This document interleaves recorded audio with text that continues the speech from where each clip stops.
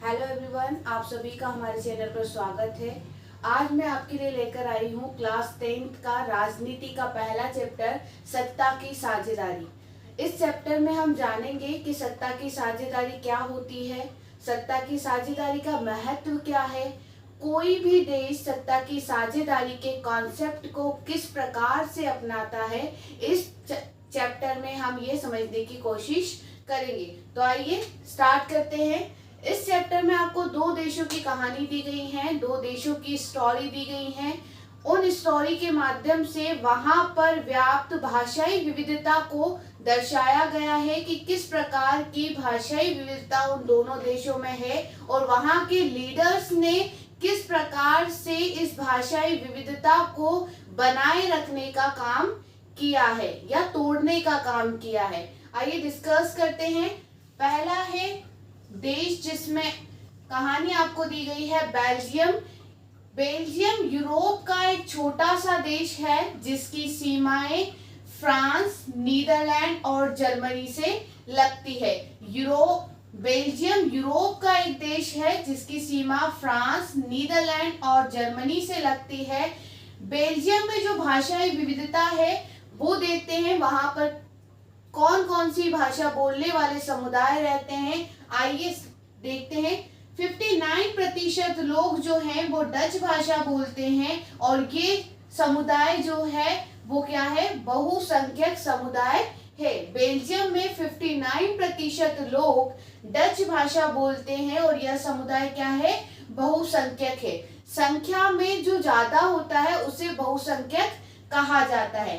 ये बेल्जियम के फ्लेमिश इलाके में रहते हैं। 59% लोग डच भाषा बोलते हैं जो कहाँ रहते हैं, बेल्जियम के फ्लेमिश इलाके में रहते हैं। जबकि 40% लोग फ्रेंच भाषा बोलते हैं और ये लोग जो हैं वो क्या हैं, अल्पसंख्यक हैं। संख्या में कम होने के कारण इन लोगों को अल्पसंख्यक समुदाय कहा गया है। ये बेल्जियम के वेलोनिया इलाके में रहते हैं। 40% फ्रेंच बोलने वाले लोग बेल्जियम के वेलोनिया इलाके में रहते हैं। अल्पसंख्यक समुदाय जो है, जो फ्रेंच भाषी लोग हैं वो क्या हैं, वो समृद्ध हैं, ताकतवर हैं और अमीर है। इनकी साक्षरता दर अच्छी है देश में। आगे देखते हैं। बेल्जियम की राजधानी है ब्रुसेल्स। ब्रुसेल्स में भी एक अलग भाषाई विविधता है, एक अलग प्रकार की समस्या आपको देखने को मिलती है। यहाँ पर 80% जो लोग हैं वो फ्रेंच भाषा बोलते हैं, जबकि 20% लोग डच भाषा बोलते हैं।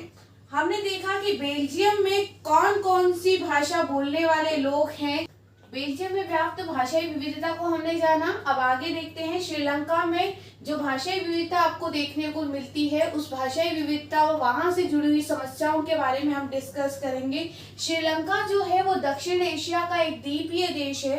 द्वीपीय देश वे देश होते हैं जो चारों तरफ से जल से घिरे हुए आपको दिखाई देते हैं। श्रीलंका 1948 में आजाद हुआ। भारत की आजादी के एक वर्ष बाद श्रीलंका आजाद हुआ। श्रीलंका में भाषाई विविधता देखते हैं।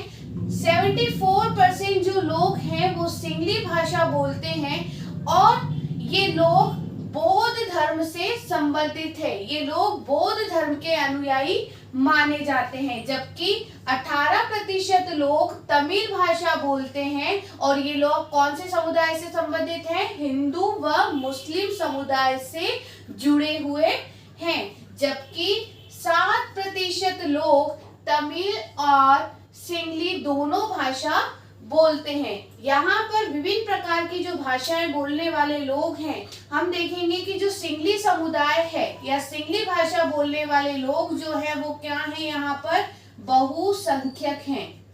कौन है, बहुसंख्यक हैं। जबकि तमिल भाषी जो लोग हैं वो क्या है, अल्पसंख्यक समुदाय कहा जा सकता है। आगे देखते हैं। श्रीलंका में जो बहुसंख्यकवाद है वो किस प्रकार से हुआ। श्रीलंका में जो बहुसंख्यक समुदाय है उसने किस प्रकार से अपनी बहुसंख्या का दुरुपयोग करते हुए तमिल समुदाय का शोषण करने की रणनीति को अपनाया। तो नेक्स्ट टॉपिक है आपका श्रीलंका में बहुसंख्यकवाद। तो क्या हुआ, श्रीलंका में जो बहुसंख्यक समुदाय था वहां चुनाव हुए और वह समुदाय सत्ता पर काबिज हुआ। उसने क्या किया, बहुसंख्यक समुदाय ने सरकार बनाई और 1956 में एक कानून बनाया जिसमें निम्न प्रावधान किए गए और ऐसे प्रावधान किए गए जिसके द्वारा तमिल समुदाय का शोषण होता हुआ आपको दिखाई देगा। पहला प्रावधान आपको दिखाई देगा कि सिंगली भाषा को एकमात्र राष्ट्रभाषा का दर्जा दे दिया गया। वहां पर जो सिंगली भाषा बोलने वाले लोग थे उन लोगों के लिए सिंगली भाषा को राष्ट्रीय भाषा का दर्जा दिया गया। सेकंड पॉइंट जो है वो यह है कि सरकारी नौकरियों व विश्वविद्यालयों में क्या किया गया, सिंगली भाषा बोलने वाले लोगों को प्राथमिकता प्रदान की गई। थर्ड जो आप देखने को मिलेगा, थर्ड प्रावधान क्या किया गया इस कानून के तहत, वो यह किया गया कि सरकार ने सिंगली भाषी लोग जिस धर्म को अपनाए हुए थे उस धर्म को क्या दिया गया, संरक्षण प्रदान कर दिया गया। बौद्ध धर्म को संरक्षण प्रदान किया गया, उसे विस्तार व बढ़ावा देने वाली नीतियों को सरकार ने सपोर्ट किया।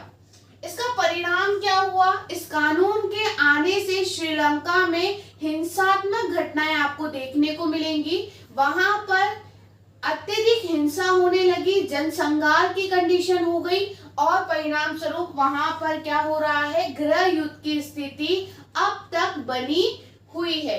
तो देखते हैं श्रीलंका के बाद बेल्जियम ने क्या अपनाया। बेल्जियम ने अपनी भाषाई विविधता को ध्यान में रखकर कौन से कॉन्सेप्ट को अपनाया, हम वो डिस्कस करते हैं।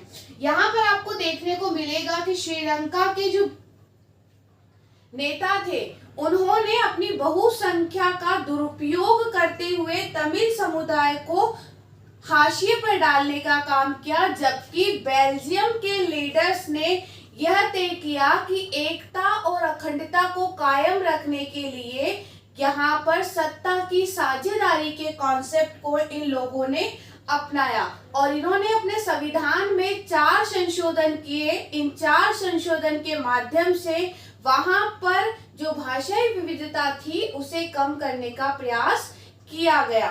पहला जो किया गया वो केंद्र सरकार में दोनों समुदाय का समान प्रतिनिधित्व तय किया गया। मान लीजिए अगर केंद्रीय सरकार में 100 मंत्री हैं तो 50 मंत्री जो होंगे वो डच भाषी होंगे, जबकि 50 मंत्री जो होंगे वो क्या होंगे, फ्रेंच भाषी आपको दिखाई देंगे। तो पहले संविधान संशोधन द्वारा क्या किया गया, पहले संविधान संशोधन द्वारा केंद्रीय सरकार में दोनों समुदाय का समान प्रतिनिधित्व तय किया गया।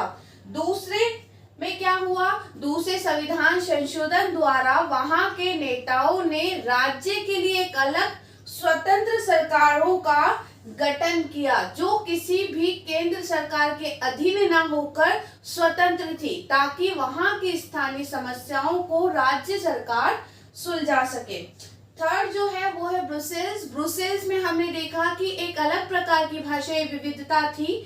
उस भाषाई विविधता को सुलझाने के लिए वहां के नेताओं ने ब्रुसेल्स में एक अलग सरकार बनाई जहां पर डच और फ्रेंच भाषा बोलने वाले लोगों को समान प्रतिनिधित्व उपलब्ध करवाया गया। जबकि फोर्थ जो है ये आपके लिए इम्पोर्टेंट हो जाता है, बेल्जियम मॉडल के तहत वहां के लीडर्स ने सामुदायिक सरकार का गठन किया। सामुदायिक सरकार क्या होती है, ऐसी सरकार जो कोई भी एक समुदाय द्वारा चुनी जाती है। जैसे डच के लिए सामुदायिक सरकार, डच की सामुदायिक सरकार को बनाने में किसकी भूमिका होगी, डच भाषी लोग ही इसमें पार्टिसिपेट करेंगे और नेता उसी भाषा के नेता चुनकर आएंगे, इसे कहेंगे सामुदायिक सरकार। तो इस चैप्टर में हम आज यही डिस्कस करेंगे। यह आपके चैप्टर का पार्ट फर्स्ट है, इसका सेकंड पार्ट हम जल्द ही लाएंगे। Thank you for watching.